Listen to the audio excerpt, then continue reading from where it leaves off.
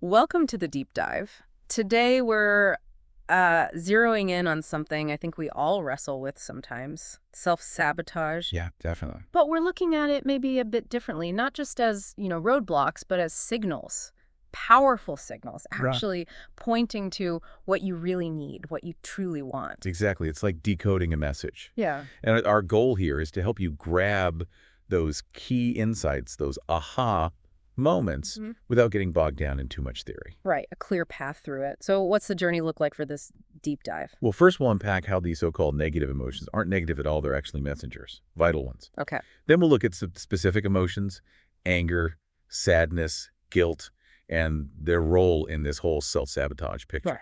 We've also got some pretty surprising examples of how your subconscious might be talking to you through these behaviors. Oh, interesting. And finally, something really crucial, telling the difference between genuine gut instinct and, well, fear just dressed up as intuition. That's a big one. Okay. And the idea is by getting a handle on all this. You can start building a life that feels more authentic, more aligned with what you actually need and who you are. Great. Let's dive in.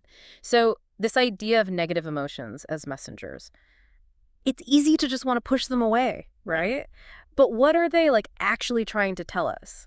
Look, they feel unpleasant, obviously, Yeah.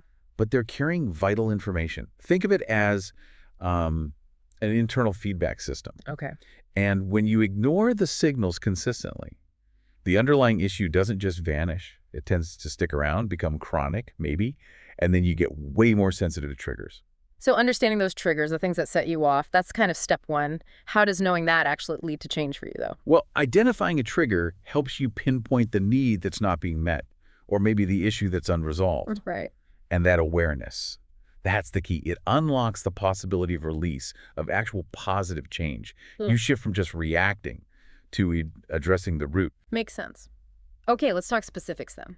Anger. A lot of us are taught anger equals bad, destructive.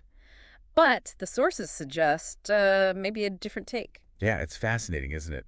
Reframing anger as potentially transformative, healthy even. It gets tricky when it slides into aggression, obviously. Obviously. But healthy anger, it clarifies your boundaries. It flags things you see as unjust or unfair. The key insight really is, anger itself isn't the problem. It's a signal that a boundary might be crossed. So that flash of anger, it's not just noise, it's data. Information about what you value, what you won't stand for. Spot on. And it's not just about identifying the problem. Anger gives you the energy, the fuel to actually do something about it, to make changes. Right. But, and this is important, if you just bury that anger, that's when it can fester and turn into aggression, Hmm. misdirected energy. Uh-huh. So the goal is to harness it constructively. Define your limits, figure out priorities, drive positive action. Okay, that's a really helpful way to think about it. What about sadness? Another one we tend to avoid like the plague. Yeah, and the sources are clear. Sadness is a natural, totally appropriate response to loss. Loss of anything, right, not just people. Exactly. A relationship, sure, but also a job, an opportunity, even like a long-held expectation or dream. Hmm. The trouble starts when you don't let yourself actually feel it go through the natural grief process. The core idea here is that sadness is normal, and letting yourself feel it is actually a sign of strength, not weakness. It's not neat and tidy, though, is it? Comes and goes. Totally. It hits in waves, often when you least expect it.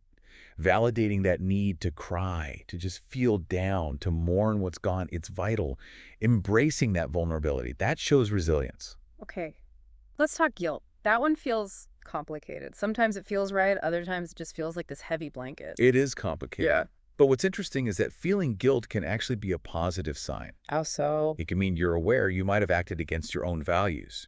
The sources even point out that people who do truly awful things often lack that remorse. So feeling guilty, it can be a starting point for doing better. But there's a difference, isn't there, between feeling bad about one specific thing you did and just feeling generally guilty all the time. Huge difference. Okay. Specific guilt. That's tied to an action. You think you wronged someone. That calls for acknowledging it, maybe apologizing, making amends if you can. Right. But that generalized guilt, that pervasive feeling of being fundamentally flawed or a burden, that often goes way back, maybe to childhood. It's really important to look at where that kind of guilt comes from and ask if it's still serving you. Embarrassment. That cringy, awkward feeling. What's the message there? Usually it pops up when you feel like you didn't act in a way you're proud of. Yeah. But the interesting insight here is that you actually have more control over feeling embarrassed than other people's judgments do. If you work on self-acceptance, on being proud of who you are, what others think just, it loses its sting. So it's less about them judging you and more about you judging yourself.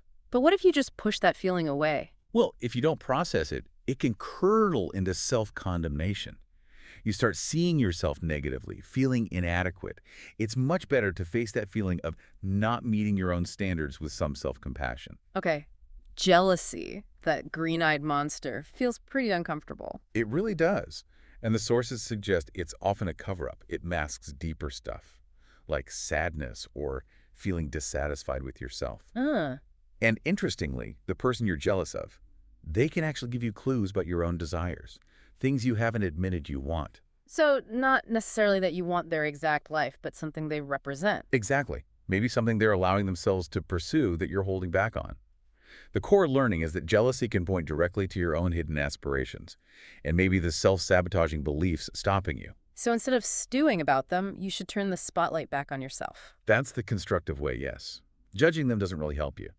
Using that jealousy as a prompt, okay, what does this feeling tell me about my desires? What am I not letting myself have or do?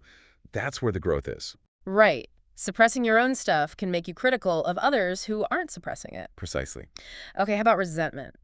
That slow burn you feel towards someone. Resentment often bubbles up from unmet expectations, specifically expectations you have of other people. It's Ah. described almost like projected regret. You've got this idea of how someone should be, how they should treat you, and when they inevitably fall short, resentment builds.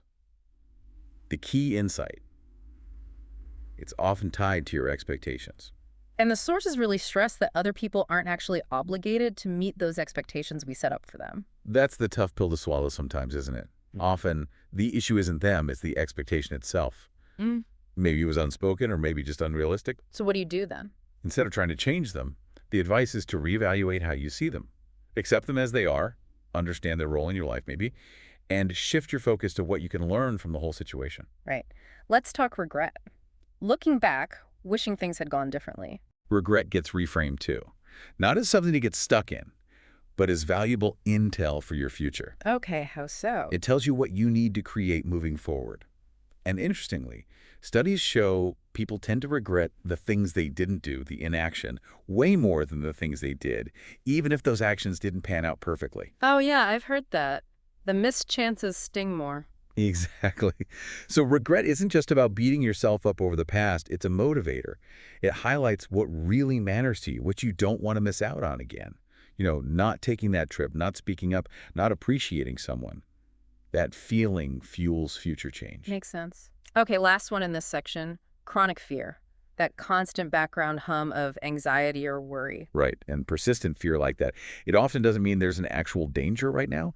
It's more likely pointing to underdeveloped coping skills inside you, or maybe unresolved stuff from the past, like trauma. And it can show up in weird ways. Yeah, metaphorically sometimes. Mm. Like a fear of flying might really be about a fear of losing control. And paradoxically, trying desperately to control everything to avoid the feared outcome, that can actually make you feel more controlled by the fear itself. Wow. So how do you break free from that kind of fear? It sounds counterintuitive, but it involves moving through it, accepting the things you can't control. The moment you can face the possibility of the feared thing happening without dissolving into panic, that's when you start getting your power back. Acceptance is key. It really is.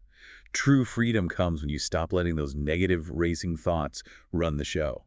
Acceptance kinda defangs the fear. This is shifting my whole perspective on these emotions. It really is like they're trying to guide you. Which brings us to this idea of your internal guidance system. These whispers, they can turn into screams. Yeah, the core idea here is that the things that consistently bug you, the patterns that keep showing up, they aren't just random annoyances. They're your own mind waving a flag, saying, hey, pay attention, something needs looking at here. And if you ignore the whisper, it gets louder. It has to get your attention.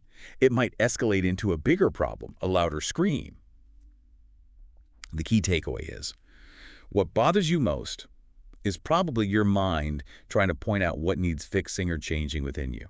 and if you just keep tuning it out, what happens then? Well, You might manage to numb out for a while, but the root issue doesn't go away. It might even get worse. You can start feeling like a victim of your circumstances. Mm. But turning towards those whispers, starting to listen, that unlocks huge potential for growth and positive change. So this ties into reframing self-sabotage itself, Yeah. right? Not as deliberately trying to mess things up, but more like trying to meet needs, just in clumsy or unhealthy ways. Exactly. The behaviors we call self-sabotage. They're often these, like, misguided attempts to get fundamental human needs met. Needs like, Oh, the core stuff. yeah. Validation, feeling connected, belonging somewhere, feeling secure and safe. We all have these. So the goal isn't just to stop the behavior, like white-knuckling it. It's to understand the need underneath it and then find healthier, more direct ways to meet that need. And where does neglecting these needs come from? It can stem from different places. Sometimes, maybe early life involved relying too much on others, leading to a fear of independence later. Okay. Or the flip side, this extreme self-sufficiency where you think you don't need anyone at all, that often comes from mistrust, difficulty forming real connections. It's tricky. It is. But the crucial thing to remember is that needing other people isn't weakness, it's just part of being human. And it's okay to need things like financial security, or feeling like your work matters, or having a comfortable place to live. Those aren't selfish needs, they're valid. Okay, so these self-sabotaging behaviors themselves, they're like coded messages from your subconscious about needs and maybe past stuff. Can we unpack some specific examples that might make it clearer? Absolutely. The sources give some great ones, like repeatedly going back to someone who hurts you. Yeah, why do people do that? It might be your subconscious pushing you to look at your earliest relationships. Maybe there's a painful familiarity there, an unconscious comfort even in being hurt.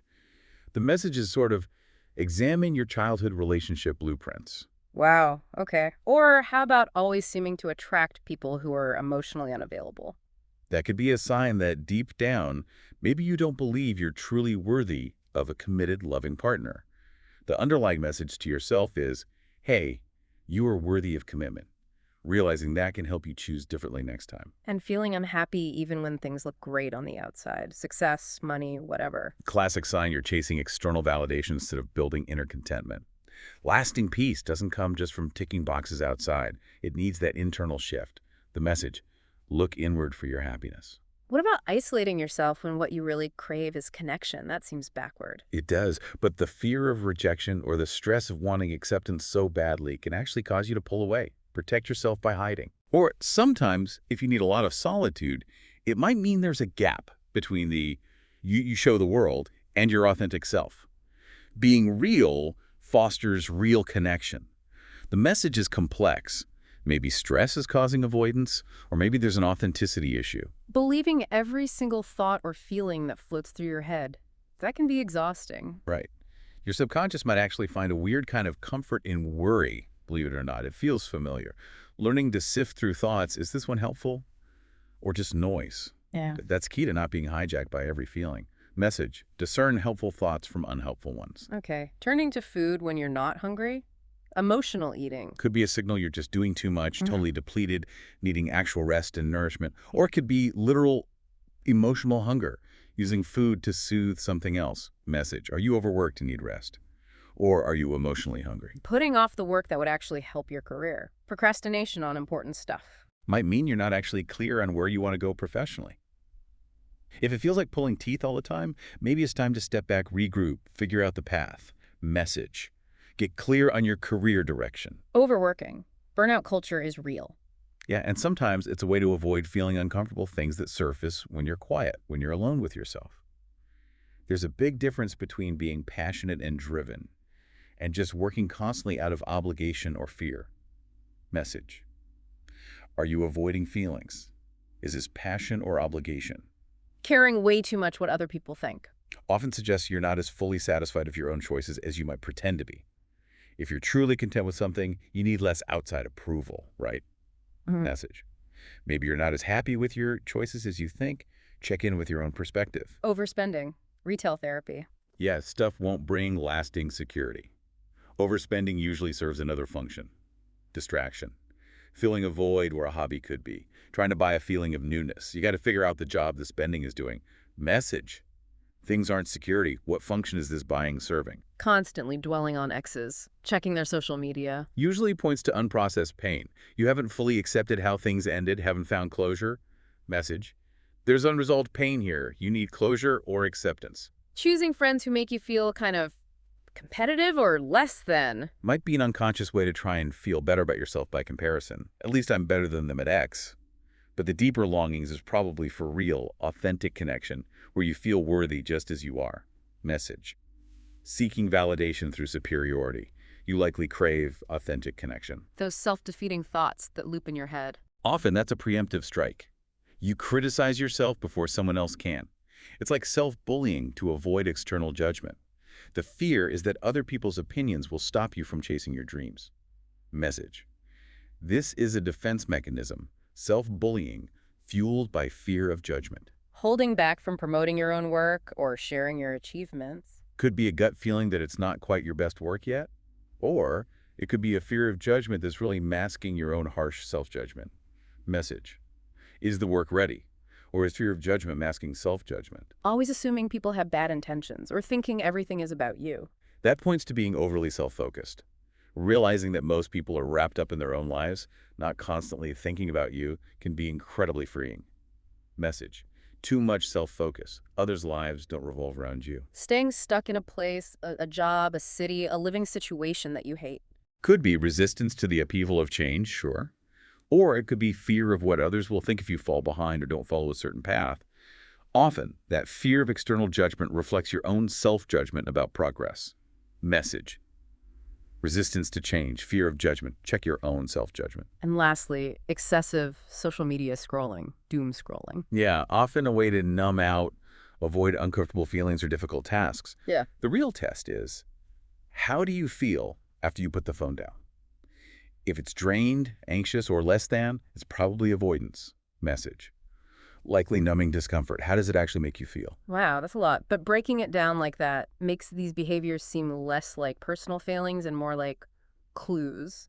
So how do we start listening better? How do we tune back into that internal guidance, that gut instinct, and tell it apart from fear?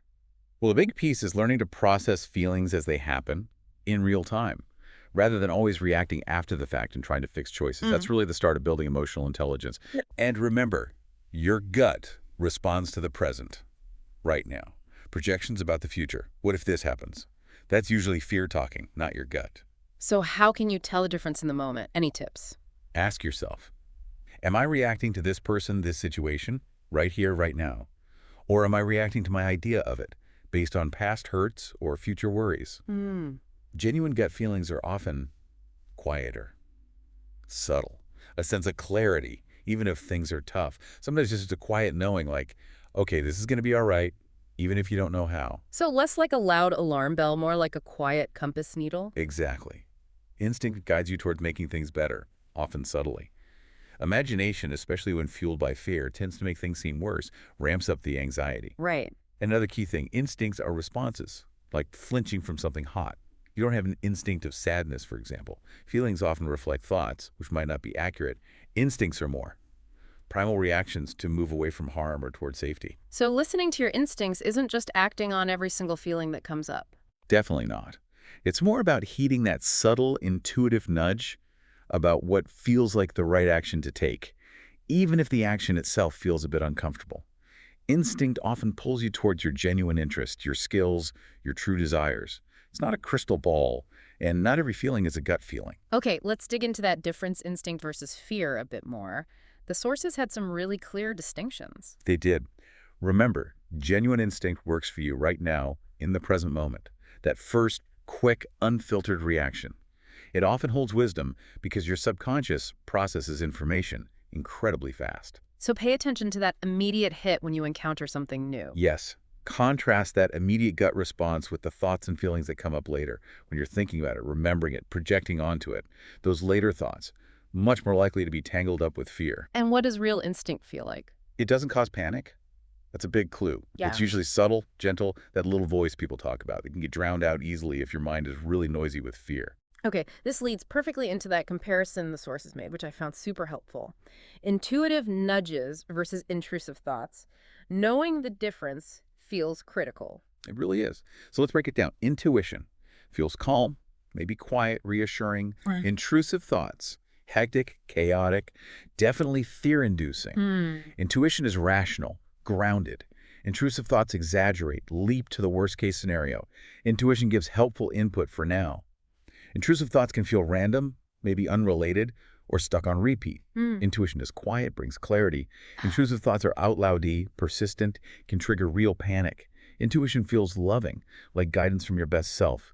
Intrusive thoughts feel scared, threatening. Okay. Intuitive insights might pop up out of nowhere, but you can usually let them go easily. Hmm. Intrusive thoughts can trigger those awful thought spirals you can't break free from. Hmm. Even if intuition brings negative info, like this isn't right, it doesn't usually create overwhelming anxiety.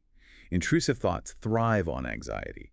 Intuition opens possibilities, feels expansive. Intrusive thoughts close your heart, make you feel stuck, contracted. Yeah. Intuition helps you understand your own feelings, leads to problem solving. Intuitive thoughts often project negative motives onto others, assume you know their feelings, create conflict, me versus them. That's a good one. Intuition feels like a deep knowing down in your gut, calm. Intrusive thoughts are all up in your head, racing, panicked. And finally, intuition usually shows you how to respond constructively. Intrusive thoughts just demand an immediate, often unhelpful reaction. Those are incredibly clear distinctions, really useful. So, putting all this together, understanding the emotions, decoding the behaviors, tuning into instinct. How do we start actually meeting those underlying needs in a healthy way? Well, the sources talk about self-care, but maybe not in the way it's often portrayed, like bubble baths and spa days. So those could be nice. Right, not just distractions. Exactly. True self-care, in this context, is about actually addressing the fundamental problems. Hmm. Foundational stuff. Like what? Like, are you getting enough sleep? Really? Hmm. Are you eating food that actually nourishes your body, moving your body regularly? Are you practicing processing your emotions instead of just stuffing them down? Even things like dressing in a way that makes you feel good about yourself. Allowing feelings without judging them. That's the bedrock. So, it's about taking responsibility for those basic, maybe unglamorous building blocks of well being. Precisely. Taking ownership of those responsible needs, sleep, nutrition, movement, emotional processing. That's the foundation for overcoming self-sabotage. And when you get those basics right, it ripples outward. Oh, so. Well, better sleep and regular exercise might suddenly make that chronic back pain lessen, which makes work easier. Getting your home organized might boost your overall sense of calm and competence. Taking care of your physical self often shifts how you perceive yourself. It's all interconnected. So, it's not about finding one magic bullet, but building a solid foundation. Absolutely. Understand your needs, take responsibility for meeting the ones you can, and crucially, allow others to help meet the needs you can't meet alone, that connection piece again. Wow. That's how you break the cycle. That's how you build a genuinely healthier, more fulfilling life. This has been incredibly insightful, really digging into the why behind self-sabotage. The big takeaway for me is that these triggers, these behaviors, they aren't signs you're broken. They're feedback, really valuable feedback. Exactly that. So maybe take some time after listening to reflect. Which emotions, which behaviors we talked about really resonated with your own experience? Yeah, definitely food for thought. And maybe a final little prompt for everyone listening. Think about one negative emotion you tend to push away or avoid, just one. What message might it be trying to whisper to you about a need or desire? And maybe, just maybe, what's one tiny step you could take today just to listen a little bit closer to that whisper? Exploring that inner world. It's a continuous journey, isn't it? But learning to decode these signals, that's a hugely empowering place to start.